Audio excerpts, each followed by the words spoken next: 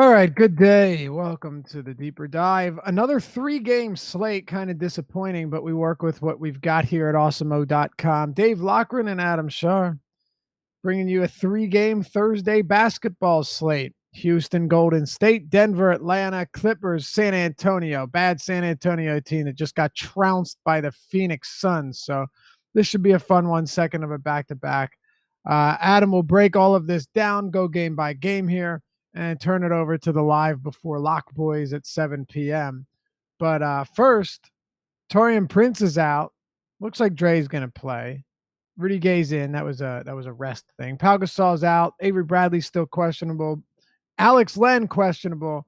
That's the big news. And the Torian Prince news was unexpectedly big as well. Yeah, the Alex Len news, I think, obviously the most important news that we're still waiting on. Torian Prince being out definitely just kind of rearranged the entire slate, though, because there wasn't really a lot of good value, and then that just opens up so many minutes for Atlanta. Sure does. Welcome to everyone, by the way, if I forgot to mention it. Glad to have you with us on Thursday. Only 3 games, but still some monster prize pools, like 100K on DraftKings. There's still a lot of money to be had for sure. So, Lunartic Moon says, "Oh, I get it, lunar. Okay, yeah. Stream don't start until you like it. That works. I guess 2 people thought the stream doesn't start until you dislike it, unfortunately. But hit us with a thumbs up as we talk some basketball. We appreciate it. Appreciate us. All right, Golden State, Houston. Adam, let's jump into it. Houston right now is a 3.5-point favorite, a 218 total pace up game for Houston. Golden State kind of playing middle of the league in pace. My guess is that no Stephen Curry probably bumps him down a little bit, but yeah, it's a Houston team that has been wildly disappointing this year, and a Golden State team that is without Stephen Curry. And then I'm interested to see. I'm very interested to see the on-court interaction and dynamic between Kevin Durant and Draymond Green. Now that we know that there was some obvious spat, some obvious issues between these two guys just a couple days ago. Yeah, I think this is clearly, from a basketball perspective, the game that's most interesting tonight. It's good for DFS as well, but just so much in terms of two of the what are supposed to be at least the better teams in the Western Conference, and then whatever is going on in Golden State. I'm interested to see how it plays out. I don't think that there's any point in really trying to guess at how it plays out for DFS purposes. Like if Draymond's just not going to shoot the ball, or if he's going to not give it to Durant or whatever. I don't think we should bother with that, but it'll be interesting to watch and see what happens. All right, let's start with Golden State. Start with the road squad here. They're 3.5-point dogs on the road.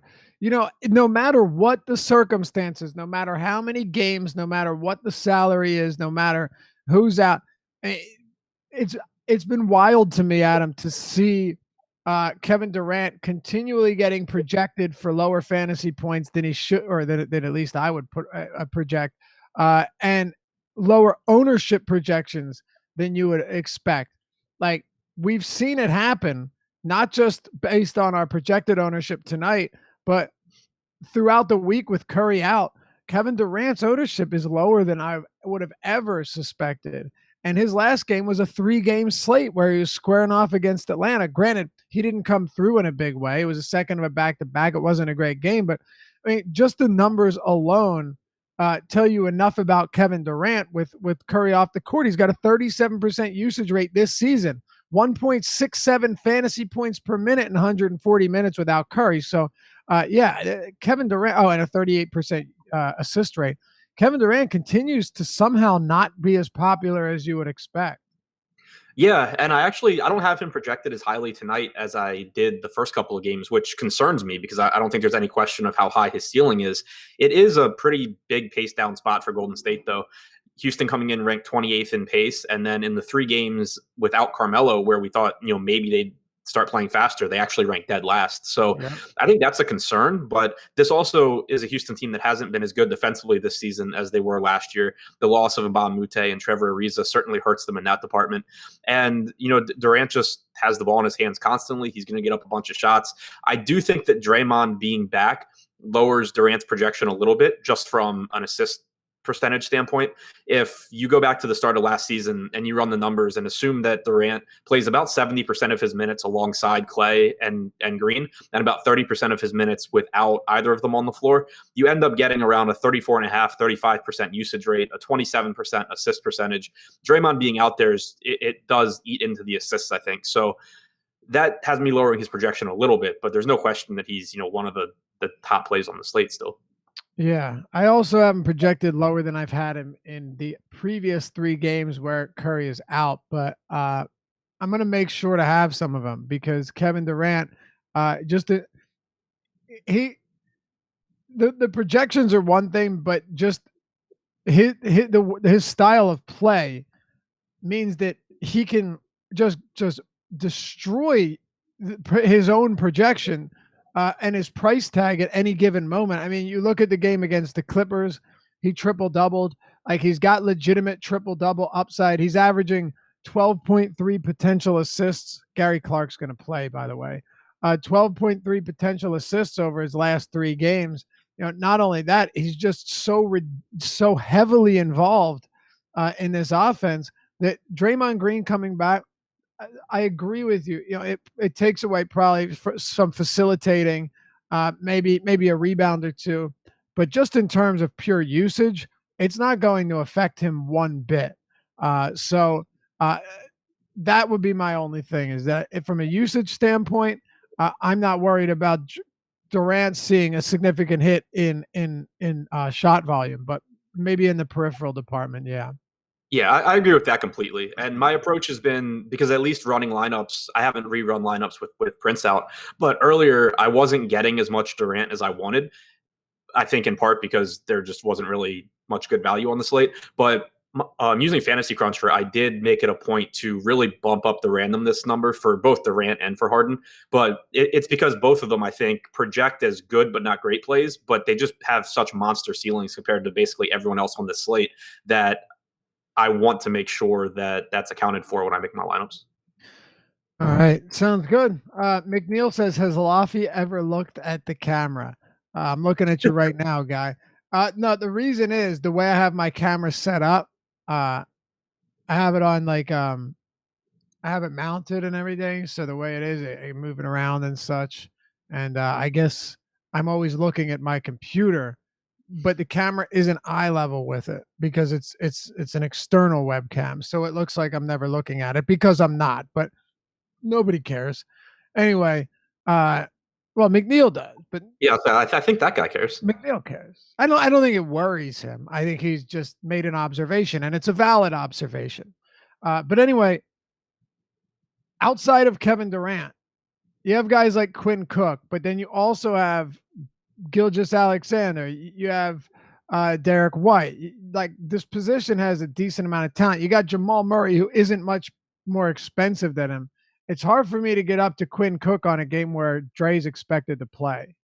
Yeah, I'm expecting Draymond to have the biggest. I'm expecting Cook to take the biggest hit as a result of Draymond because yeah, I mean it just takes it's one more ball handler out there. Durant's going to handle the ball. Green's going to handle the ball, and that's going to take it out of Cook's hands a bit. Plus, you still have Sean Livingston and Andre Iguodala who can cut into his minutes as well as his ball handling responsibilities. With Draymond being out there, it's easier for Iguodala to sub in for Cook at times, which we saw in the last game that Draymond played. So with Cook's price rising, obviously he's still, relatively good at basketball. He's capable of going out there and putting up stats, but I just don't have any confidence in him at a rising price tag with Draymond back in the lineup. Yeah, neither do I. I just don't. I feel like just this game in general, we can switch to the where are you at on Klay Thompson? If I get him, I get him. But I haven't made my FanDuel lineups yet, but on DraftKings with Jamal Murray being shooting guard eligible and Gary Harris being shooting guard eligible, which neither one are on FanDuel, it makes it tougher for me to get the Clay who's priced up. I think that he's another one that certainly has a ceiling. I haven't projected for about a 27% usage rate, but I just don't really get there that easily at that position. Yeah. On the other side, by the way, a lot of people in chat Stay safe. We got 5 inches of snow here today. Celia, who's been with, this crew for a while, driving home from work, a bunch of people. Just come on, stay safe, man. It's. I mean, yeah, watching the deeper dive is probably worth dying for on the road, but I don't want anyone to die. Just put it down and you can listen to it. Yeah, Just listen I to mean it. that way we still get the view counts, but you guys are still alive. Right. Yeah, stay safe. Come on, man. The Northeast is brutal. It really is. George said we're covered in ice, no snow. The system's got a ton of snow, then ice, then a mix, then rain and thunderstorms. I think it's a nor'easter. I don't Yeah, know. we've gotten like a mix of snow, sleet, rain, ice down here. Yeah, it's wild. I was shoveling snow in mid-November. Some type of horse shit is that. On the other side, I think it was Manningdale City made a comment that Capella is probably going overlooked against Houston or against Golden State.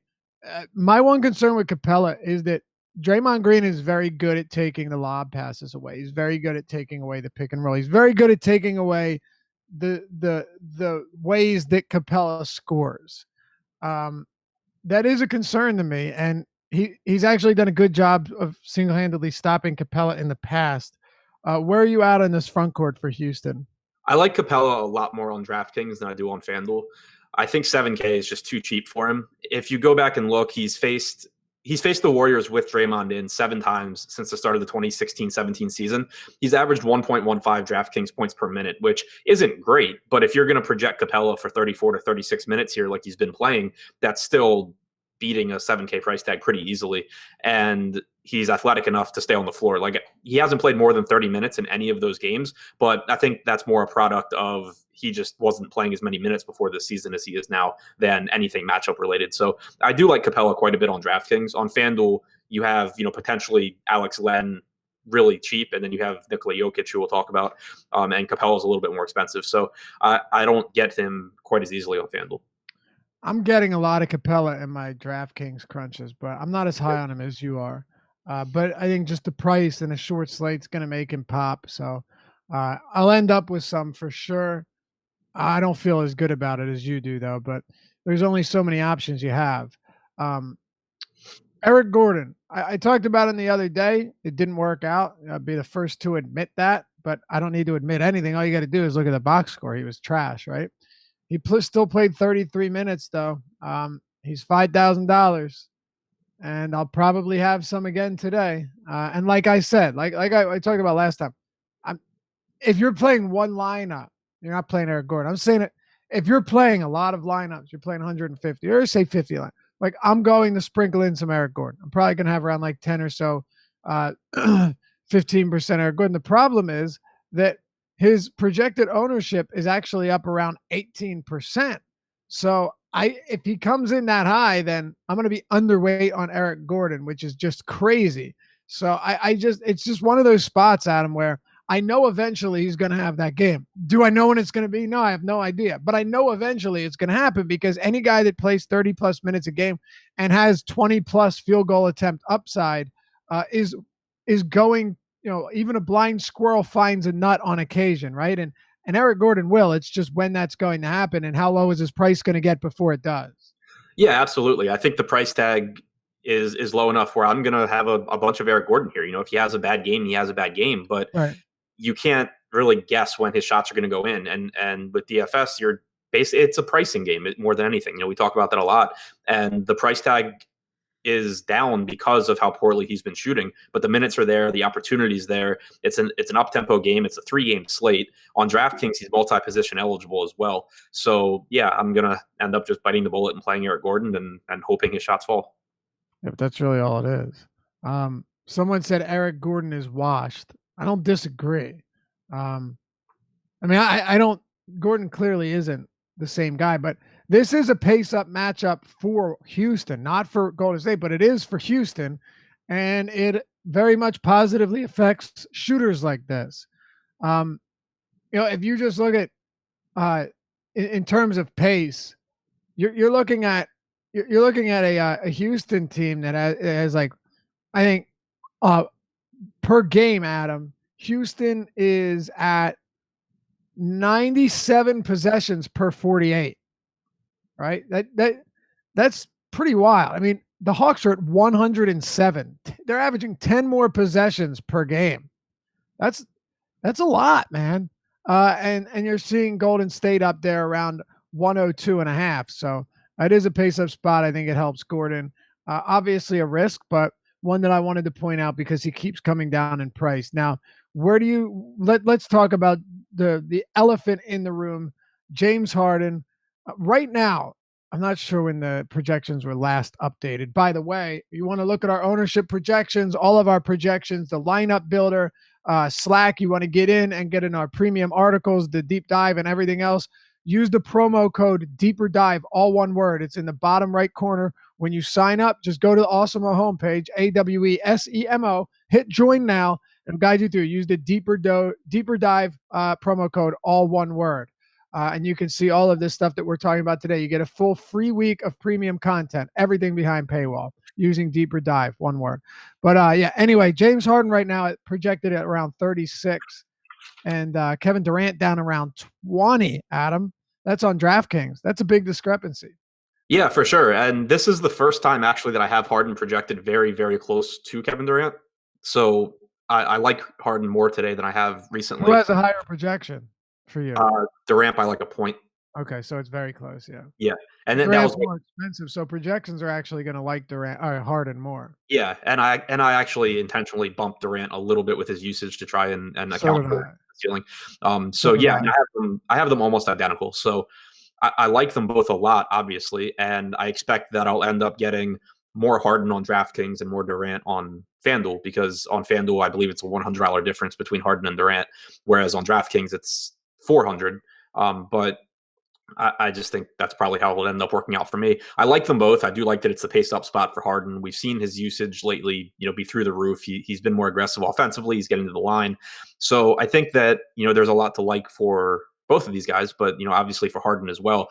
The one thing that makes it, I think, a little bit easier to get away from Harden as opposed to Durant, if you're looking at it from a roster construction standpoint, is you can go to an underpriced Eric Gordon. You can go to Chris Paul. You can go to Capella. There's really appealing underpriced ways to get exposure to this Rockets offense that doesn't involve Harden. Whereas with Golden State, if you're trying to get to Golden State, it's kind of an overpriced Thompson, kind of an overpriced Draymond, or Durant. So from a roster construction standpoint, I think it might be a little bit easier to go Durant if you're trying to like game stack or something like that. Yeah, how many you gonna have a bunch of lineups on DraftKings or FanDuel with both? I didn't before. I might now. I haven't rerun my lineups with the Atlanta value. Yeah, because you had the Atlanta value, and then we'll talk about some Denver value here. Gary Clark, by the way, as I mentioned, he will play tonight. For whatever that's worth. I'm not saying get him in the lineups. What I'm saying is you're looking at a decent chunk of minutes that he's been eating up recently. Last one here. And if there's any value here you want to talk about, I'm not particularly interested in any other value on this Houston team. But thoughts on Chris Paul here at 8K on DraftKings and 9K flat on FanDuel. Yeah, I mean, I like him, especially on DraftKings. I'm getting quite a bit of him. If you go back and you assume he's going to play about 70% of his minutes with Harden, 30% without, that gives him, since the start of last year, without and factoring Melo out, about a 23% usage rate, 34.5% assist percentage. I have him projected for 36 minutes here and getting over a point per minute. So I think that it's a good spot for Paul. I like him quite a bit. Yeah, I guess. This is one of those slates for me where there's a lot of I guess I'll play him. Yeah, no, I agree. Especially on FanDuel. FanDuel's pricing today, I think, is pretty tough. But I don't know. You look at Paul, like 8K on DraftKings. You just talk about 8K for a second on DraftKings. It was isolated. Even that is like, all right, it's not a bad price, but it's also not jumping off the page at me either, because he was just 7,100 the other day. He was just 7,600. So he's 8K. I think that's a perfectly reasonable price. And I'm going to have some Chris Paul. But I'm not jumping for joy at the prospect of playing a lot of him. It's kind of a weird thought, but I think you know what I mean on a slate like this. Yeah, I mean, I agree with you completely. If this were like a 9-game slate and Paul was in the spot at 8K, I probably would end up finding a bunch of other plays that I liked more. Yeah, you may have like 10% of it. Yeah. Right, but on this slate, there's only so much you can do. I'm with you. Because there's 3 games, I just want to make sure we hit on everything as comprehensively as we can. Anything else for Golden State and Houston? I don't think so. I mean, PJ Tucker should play a bunch of minutes if you need a value guy. James Ennis played 34 minutes last game. Gerald Green, assuming he doesn't play, I think you still see Ennis play a bunch of minutes, which makes him very, very valuable on FanDuel, where you can drop him if he sucks and you can, keep him if he doesn't. But even on DraftKings, I think he's less necessary now with Atlanta, but he does make for a reasonable pivot off of those Atlanta guys. It's kind of amazing that PJ Tucker can play 40 minutes and take 3 shots. Like I was laying down last night. I'm about to go to bed, and for some reason, I had my eyes shut, and I'm like envisioning myself. I was probably still mad about Amari Spellman, and I'm like envisioning myself being one of these Kyle Singler type wing players that's playing, or PJ Tucker that plays like 40 minutes a game and touches the ball a total of 7 times. And that's only when he hauls in a rebound. Like, imagine how miserable that would be. Like, you're Russell Westbrook where you touch the ball on every single possession. And yes, I was really like, I was thinking about this of how miserable it would be. Sure, you'd be getting paid and everything, but some guys go out there and basketball's fun for 48 minutes. How fun could it possibly be? I get it. You play defense and everything, but you know what I mean? Like, how fun could it possibly be when you just run it? You're basically doing 48 minutes of wind sprints. Yeah, that's what I was gonna say. You're just running up and down the court, defending someone, and then watching 4 other guys play offense. Right. Like, and then like that 1 or 2 or 3 shots you get, you better pray to the basketball gods that they go in, because you ain't seeing another chance until the 4th quarter. It's what a life. What a life. Still get paid a lot of money, but hell, man, and stay in good shape. But aside from that, I don't envy him. All right, let's talk Denver and Atlanta, Adam.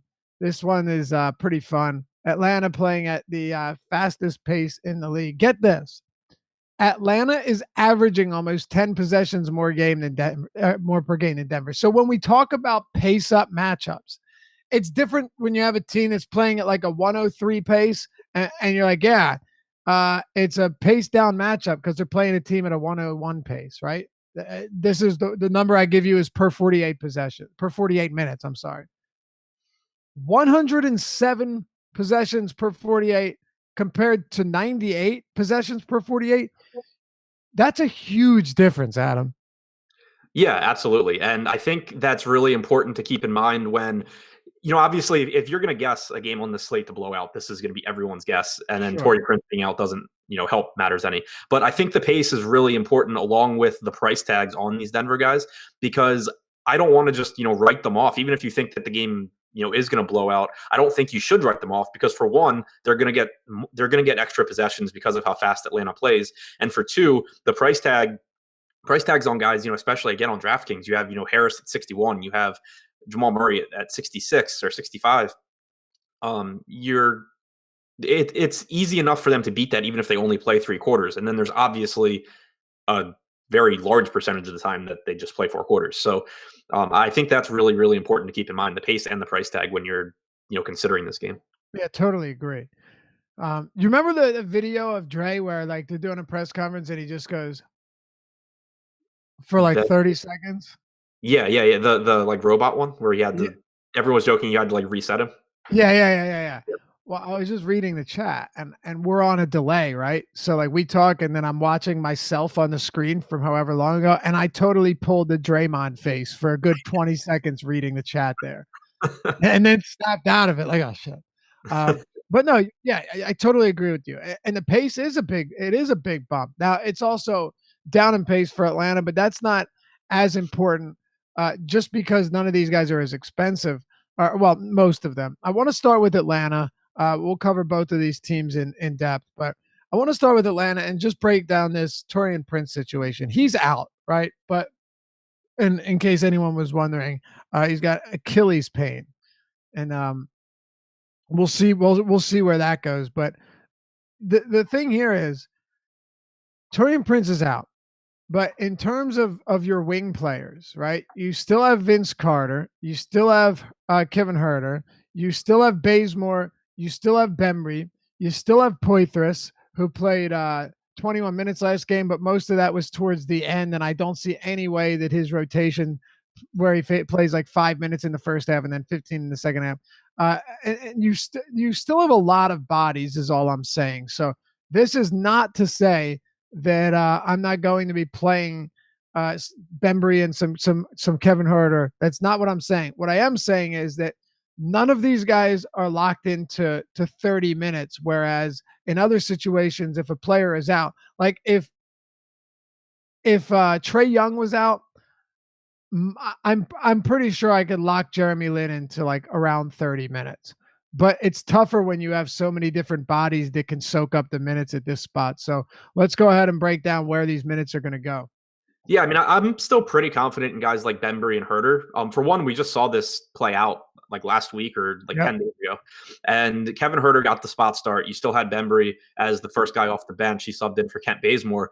But because Bembry and Herter both played, 16 to 18 minutes anyway, it's not really that difficult to project them both to get around 30 here because you're talking about around 32-ish minutes of Taurean Prince that need to be filled in. Even if you give even if you just throw some minutes to Tyler Dorsey as another guy who can be on the floor, you still get to around 30 pretty easily for Herter and Bembry. And then you also still have Dwayne Dedmon out, which means that if Alex Len plays, him and Plumlee will split most of the center minutes. But like if Len's out, you have Spellman and Poitras that have to pick up some of those minutes as well. I think it's really, really difficult. Like things would have to go really weird. Not saying that they won't because Atlanta's done it before, but I'm still pretty confident projecting, around 30 minutes for guys like Bembry and Herter here. Yeah. Around 30 for both of them? Yeah. Really? I mean, in the Charlotte game, Herter played 32, Bembry played 29. Uh-huh. Nothing really weird happened. Like Spellman only played 17, but Poitras played 17 as well. So I don't think Poitras plays like combined. I think that's probably about what those two play. So there was nothing from that game that really stood out to me as surprising. Like Vince Carter even played 23 minutes there. So I don't think that there was anything super unusual in the rotation that got them both to 30. Okay. All right. Yeah, I guess with me, it's I don't know what Vince Carter's minutes are going to look like. I don't know what Poitras's minutes are going to look like. I'll put it to you this way, because I don't have an option to be like, yeah, I'm going to fade this situation. So I'll just tell you where I'm at. I'm going to have some Kevin Huerter and I'm going to have some DeAndre Bembry. Pretty much what you said. I guess I'm a little less confident that both of them get that amount of run that I'm expecting. I hope they do, and if that's the case, then I'll be pretty stoked, and then we'll take it from there. But yeah, I remember. I mean, Herter started that game, and he played. You said 32 minutes, and he only took 5 shots, but he had a pretty solid overall game. If he plays around 30 minutes, then I'm on board. But another thing too, Kevin Huerter could pull a Kyle Singler, and he could go 30 minutes and like 13 fantasy points. Like he's very capable of doing that. Yeah, the nice thing with Herter is that he's 3,200 on DraftKings and he's droppable on FanDuel. Right. So, Absolutely. so like I'm less confident in him than Bembry. Not that I'm super confident in Bembry either, but Right. Bembry I think at least gives you a better chance of him doing more things when he's on the floor. But he's a little bit more expensive, so I think it works out to where they're both very like similar plays for me as far as my confidence level in them at their prices. Yeah, I'm putting Bembry around 28 minutes. And that's where I feel comfortable with him in terms of where these minutes are going to go. He's played 17, 16, and 17 over his last 3, and 2 of them have been competitive. So it's really just been tough to know what Lloyd Pierce is going to do. And the one thing I think you'd agree on this, he's clearly experimenting with his younger guys. And basically with his entire rotation, Adam. We've seen Jeremy Lin go from like 8 to 22, and you know what I mean? Even in close games, he's definitely getting some experimentation in here. Yeah, I mean the rotation has been just really really brutal to figure out in general and to feel good about. It's just we've basically seen Spellman and Poitras playing in the front court, and you've seen the wing rotation basically involving Prince, Bembry, Herter, and Bazemore. So Prince being out, I don't foresee like Poitras really impacting things there. Like I think Poitras impacts Spellman, but I think that Bembry and Herter Like even if you give Dorsey some more minutes, I think the Bembry and Herter are just still to me pretty safe. Yeah, and I'm not on Poitras by any stretch. I'm not banking on a guy playing hopefully 20 minutes. You know what I mean? Then I'll pass. By the way, Draymond Green is playing since we already touched on this game, but he may be on a minutes limit. So I don't know. Adam, I'm everyone knows how you and I feel about this whole minutes limit thing. It turns out to be nonsense the moment they start having a great run. Right. Yeah. So luckily for me, I wasn't getting much Draymond anyway. And Well, now, yeah. yeah, I mean, like it would, if he's actually on a minutes limit, it would affect, Durant and Cook mostly. Right. But I think that I can't imagine he's on some like 20-minute limit or something. Like if Draymond's going to play 30 minutes instead of 34 or 36, that's not going to alter projections enough for those guys that I feel any differently than I already did. I'm with you. I don't think so either. And it doesn't make me like him anymore, I can tell you that. If anything, Right. it definitely takes what little shine was on Dre away from him. If he wasn't going to be limited, I wouldn't have had an issue with him. I mean, power forward on FanDuel is rough. Yeah, no, Uh, I didn't have an issue. I just had Aldridge ahead of him. right. Yeah, yeah, yeah. I would say, but now this is a little bit more concerning. So uh, you'll have to do with that as what you want. If you don't think he's going to be limited, if you think this is just coach speak, which it very well could be, then there you go. It's funny though, and this is I can't remember the last time. Can you remember the last time Steve Kerr has even mentioned a minutes limit amongst his players? You never see that. They either play or they don't. Yeah, it's pretty weird, especially since I mean he dealt with the toe injury before, but he was suspended last game. It's not like he missed it with Right. injury. Right. Exactly. It's just you never see that. I mean, I'm sure it's happened, and I'm sure someone will be like, but what about David West in 2016? I just mean in general, the big time guys, you don't see that. But I guess the first time for everything. But yeah, overall for me, it's not changing really anything there because if Yeah. Draymond feels fine and Steve Kerr's like, "Hey, you're on a minutes limit," I don't really see that conversation going very well. Exactly. Exactly. Alex Len is questionable. Let's play the scenario game. If Alex Len is in, the same Alex Len, by the way, that just played 32 minutes against Golden State, that game, you know, I was hoping for 25, 27 minutes. We got 32 minutes from, and he didn't even have a great overall game offensively, but he played 32 minutes there, and they hung tight. He's questionable to play. John Collins has not played this year. He has also been ruled out. And Len's dealing with a sprained ankle. Dwayne Dedman is also already ruled out. If Alex Len is out, Adam, you're looking at pretty much locked into 30 minutes or so for Miles Plumlee.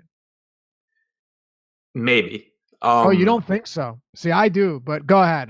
We'll go. We'll talk. We'll go both sides. Go ahead. Yeah, I mean, I think that's possible, and I guess it really just depends. It would help Plumlee that Denver has a big front court. It makes it harder for Atlanta to just roll out Poitras and Spellman. I just don't know. Well, that's my reasoning behind this Yeah, too. That's my entire reasoning right. behind this. It just really comes down to how much does Atlanta actually want to play Plumlee? How much does Atlanta care about winning or matching up with Denver's front court? Like there's certainly a percentage of the time that Atlanta just says screw it, I want to play Spellman and Poitras, and that's what they do. But I think that Plumlee's cheap enough that even if you got him like 24 minutes, he'd be fine.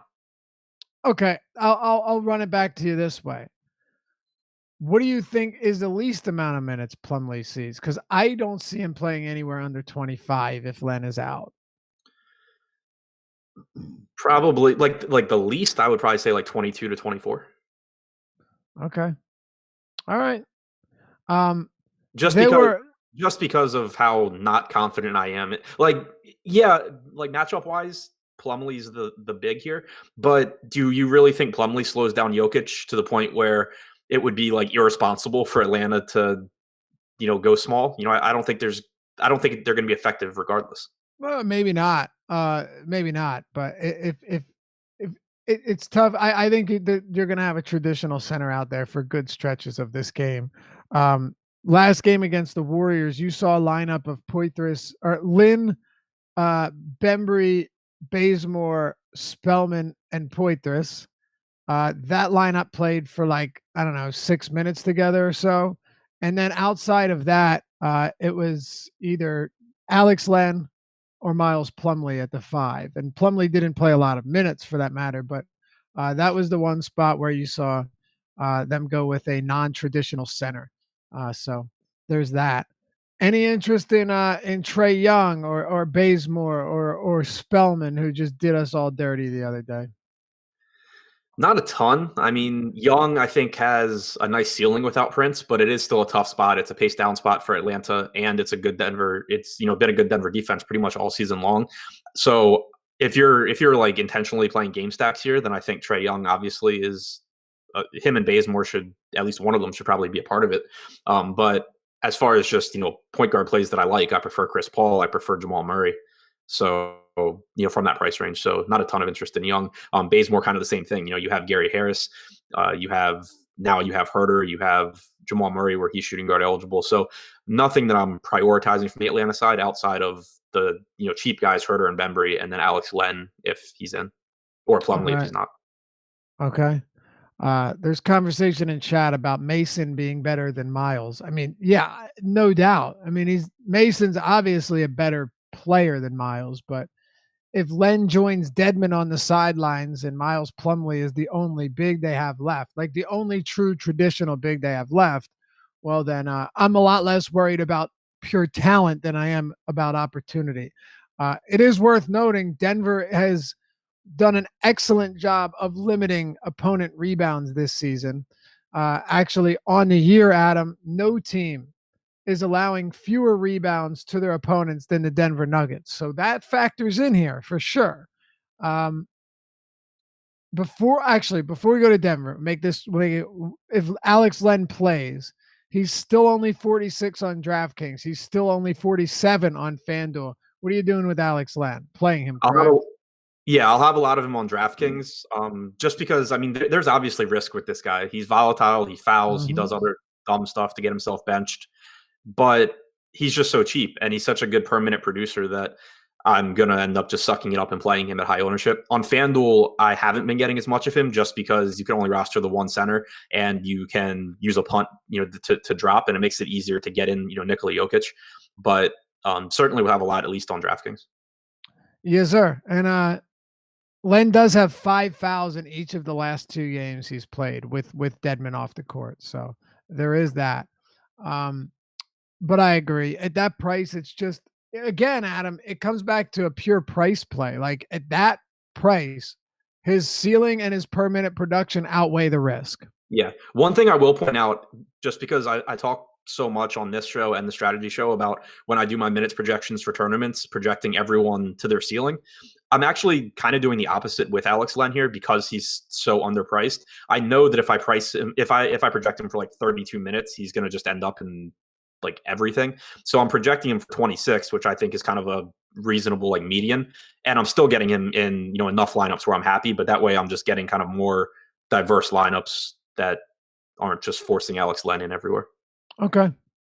Yeah, fair. On the other side, we've got Denver. This is one of these teams that has definitely bolstered their defense this season. No question. I mean, they are right now top 5 defensive rating.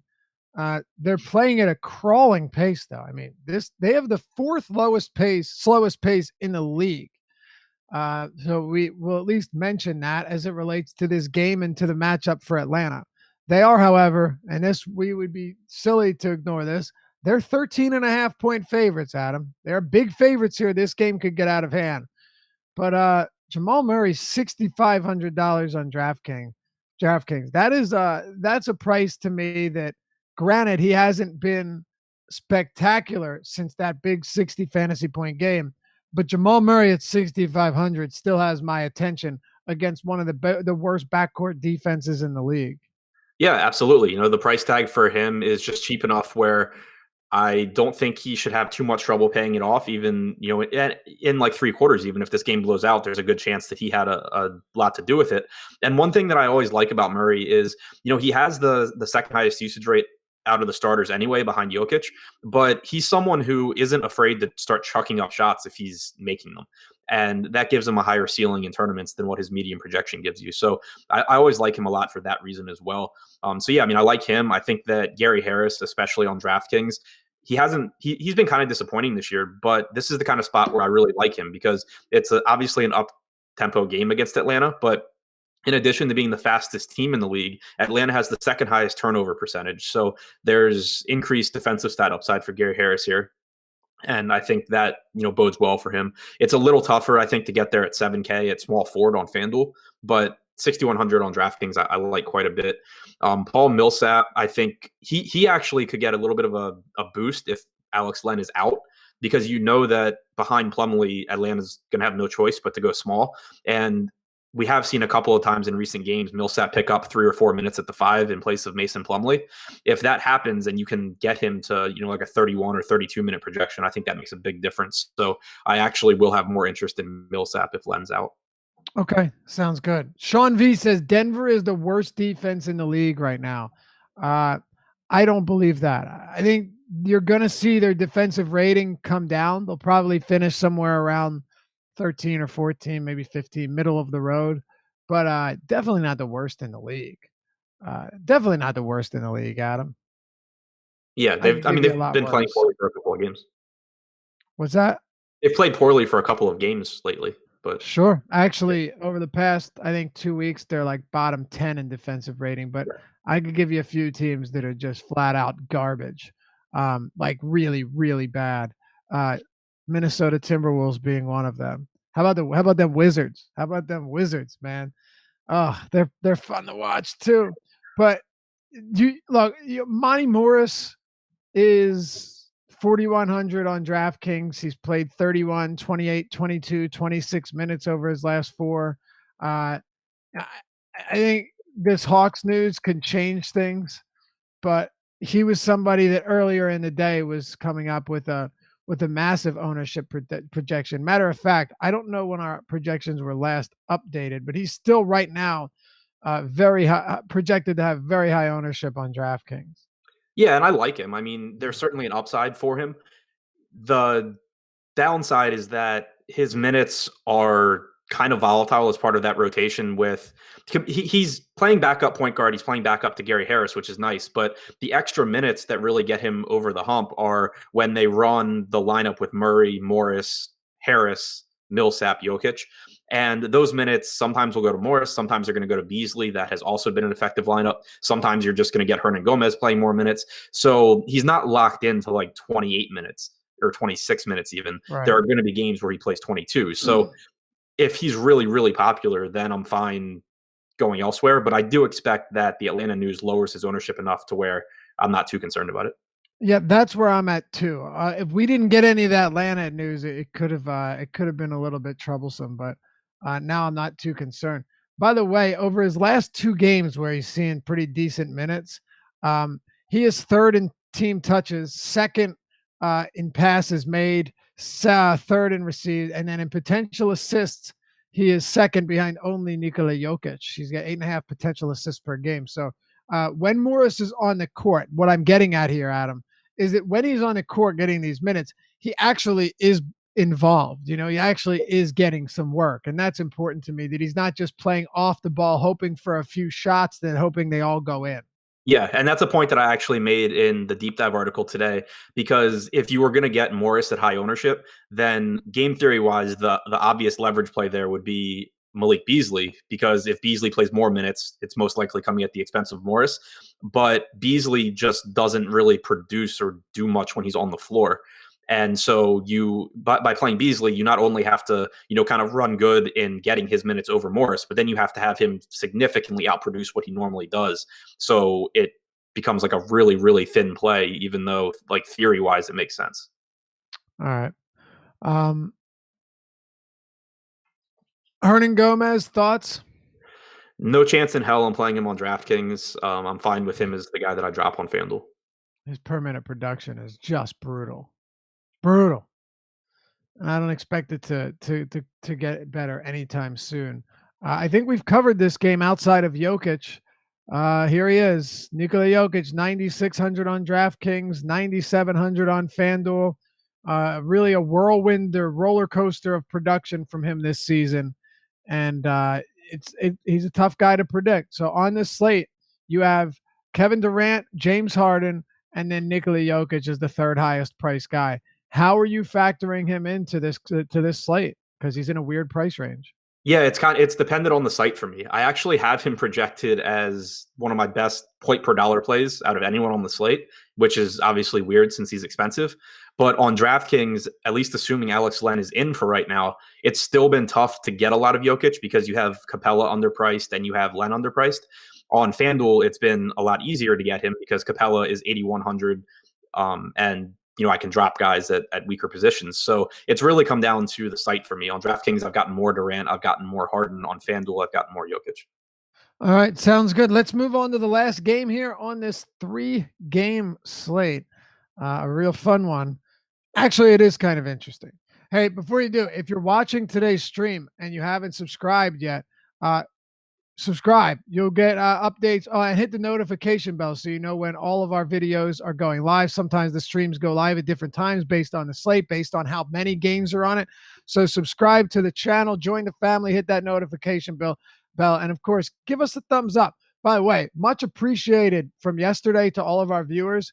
Adam, we had like 350 likes on that video. I think it's an all-time high for the deeper dive. So much love to our viewers. Yeah, for sure. That was really nice to see. It certainly was. All right. San Antonio and the LA Clippers.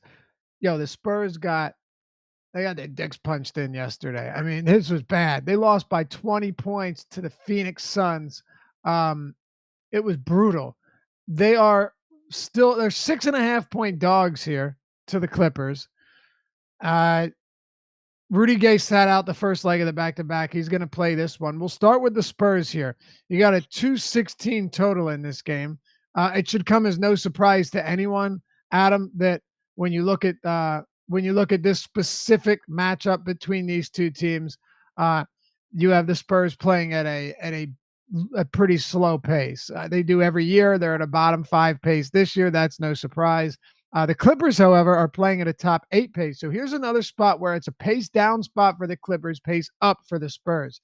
Talk to me about this Spurs team. I want to start with DeRozan here because I certainly have a bit of interest in him. Although I think the interest for me in DeRozan just comes with the fact that if this game is competitive, he is the type of guy at sub 9K that can go and explode, especially given his added rebounding and assisting opportunities with the Spurs this year. Go ahead. Where are you at on this backcourt in total?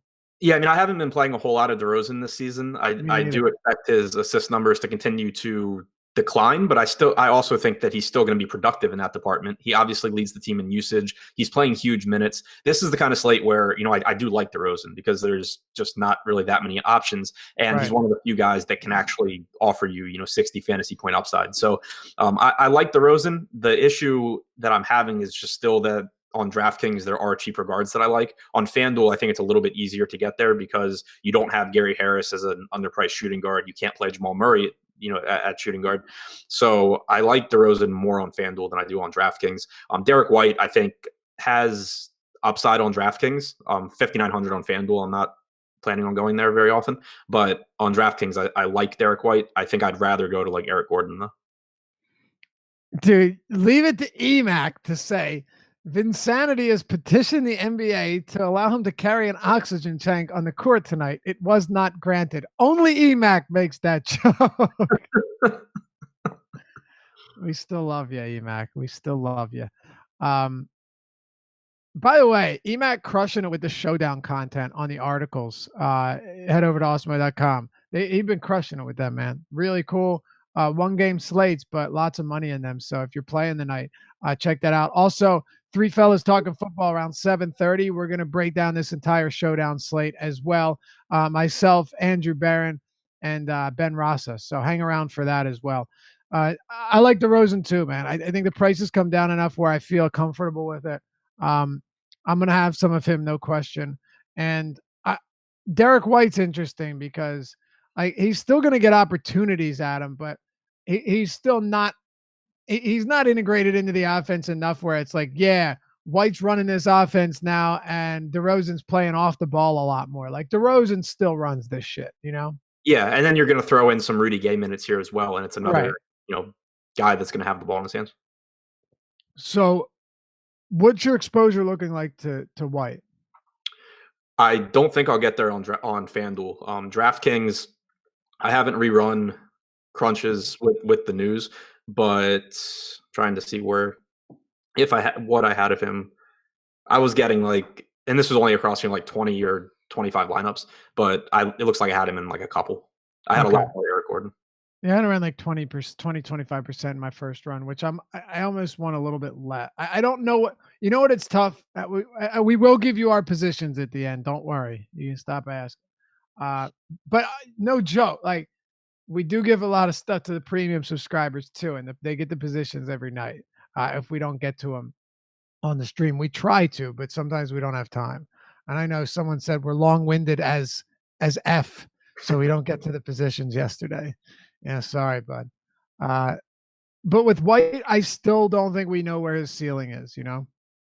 Yeah, I think he's going to be that. That's why I want to play him at cheap price tags like DraftKings is giving us. For sure, for sure. He's someone that I think still really difficult to project, but he has the talent and he does enough on the floor to think that we are going to see some pretty nice games out of him. Yep, no doubt. You said you liked Aldridge, huh? Yeah, more so on FanDuel, I think, where you have to roster the two power forwards. But yeah, I think that this is a nice spot for Aldridge. We've liked centers against this team all season long because they just don't have anyone that really matches up well defensively. Gortat is not going to be a threat for Aldridge. Montrezl Harrell is an undersized small ball center. If Boban plays, he's just going to get ripped apart by Aldridge. Away from the basket. So I think it's another spot where Aldridge should do really, really well here. All right. Fair enough. I know he burned the people, a bunch of people too. Josh being one of them. Josh had a good night, but I know he burned him. Could have had a better night. Want to swap over to the Clippers side, and we'll close it out with positions. Yeah, just one thing to throw in. Rudy Gay came off the bench last game. I haven't seen what the plan is this game. He played about 22, 23 minutes in that one. If we get news that he's starting or that he's going to play more minutes, I think especially on FanDuel at 5,600, he's a really good play. All right, sounds good. On the other side, Montrezl Harrell. We're seeing big minutes and great per minute production. Obviously, you and I have been very high on playing him in accommodating matchups, right? Pace up teams, small ball teams, small front courts. But I'm beginning to think that Doc is going to just start running Harrell out there for at least good minutes, maybe not huge minutes, but good minutes, regardless of matchup right now because of how well he's playing. I think he's earned it. Yeah, I've kind of gone back and forth on what to do with him tonight. I think that he's just too expensive for me on FanDuel at 7,500, but at 6,200 on DraftKings, he ends up like if I project him for a couple of extra minutes, he becomes a really good play. If I take those minutes away, then I don't get him. And I've kind of gone back and forth on what to do because on one hand, we saw against Milwaukee a couple of games ago that he closed against Brook Lopez, who is a guy who is going to hang out around the 3-point line. He's a stretch big, and they had Harrell out there against him. So I think that you could see him do the same thing against Aldridge. On the other hand, we've also seen closing lineups this year from the Clippers where they go small, and you have the three guards, and then you have Harris and Gallinari. And with Aldridge at the 5, that's perfectly reasonable to think that maybe Harrell loses a few minutes to Gallinari to close. So I've kind of gone back and forth. I'm not really confident, but I do think that the fact that the most recent time we saw like a 7-foot stretch 5, played 32 minutes. Yeah, Harrell played. Exactly. That's why I'm starting to believe that he's earning more opportunity here. 30 minutes against Minnesota too. Okay. Outside of Harrell, well, obviously we know what's going on with Bradley. It looks like Doc plans on giving SGA minutes regardless. So I think his minutes, not saying 40 or 38 minutes, but I think he's still pretty safe for around 32 or so, even if Bradley plays. Yeah, I think so too. And he's looked pretty good. I'm loving this kid, man. I really like him. Yeah, he's looked good. He got point guard minutes over Beverly to close out that Golden State game as well. Yeah. So yeah, I'm liking Gilgeous-Alexander here. 5,300 on DraftKings, 6K on FanDuel. Neither one is like a great price, I don't think, but I think he's fine. He's kind of in like that Derek White, Eric Gordon range for me, where I don't love like Gordon's price. I really like, but like Derek White, I think that there's a ceiling and there's also a good chance he disappoints. I feel the same way about Gilgeous-Alexander, but. All right. We got to hurry this up so we can hit our positions like I promised we would do. Talk to me about the rest of this team quickly. We hit on the big stuff. Yeah, Lou Williams has a ceiling. I like Gallinari. I think that he's been shooting pretty poorly lately, but that the minutes are still there. Everything's still there. Tobias Harris, I think, is a good play as well. That's about it. Yeah, Tobias Harris is one of those guys that he's pretty safe. He's been consistent, but he's not a guy that you're hoping for that 58 fantasy point game from, Right. Okay, top point guards, go. Sorry, Chris Paul, Jamal Murray. I was getting pulled up. Chris Paul, Jamal Murray, Eric Gordon. You can get to on DraftKings. Derek White's too cheap on DraftKings. Monte Morris. Yeah. All right. Well, those are all of my guys as well. Shooting guard, James Harden. I really do like DeRozan here. I think Klay Thompson is fine. And then I'll throw Sweet Lou in there as well. Yeah, I'll throw in Gary Harris and Kevin Huerter. All right, small forward, go. Kevin Durant, DeAndre Bembry, Tobias Harris, DeRozan, where you can get to him on DraftKings. Same for me. Do you have interest in Kevin Huerter because we didn't mention him? Yeah, I mentioned him as shooting guard. You did mention him. Okay. Yeah. Power forward. You can play Durant here. I think Tobias Harris. I am going to go ahead and bank on Montrezl Harrell getting extra minutes. I'm just gonna hope that he does and hope that works out. What about you? Yeah, LaMarcus Aldridge, Gallinari, Millsap, especially if Len is out. And I don't think we mentioned it during the game, but I actually think that at 4,400, Trey Lyles has upside. He should play around 20 minutes if the game's close, and he should play a little bit more if it's not. It's the kind of game where I just expect him to be very productive when he's on the floor. All right, quickly, center. Capella, Jokic, Len, if he's in. All right, same guys for me, by the way. And if he's not, I will be playing Miles Plumlee. Thanks to everybody for hanging out. We'll see you back here tomorrow to close out the week. Leave it to us to go run over on a 3-game slate. Great luck tonight. Stick around for Live Before Lock, 7:30. It's Three Fellas Talking Football for the Showdown slate as well. And check out Emacs Showdown articles on awesomemode.com. We'll see you back here tomorrow in the Deeper Dive. Good luck.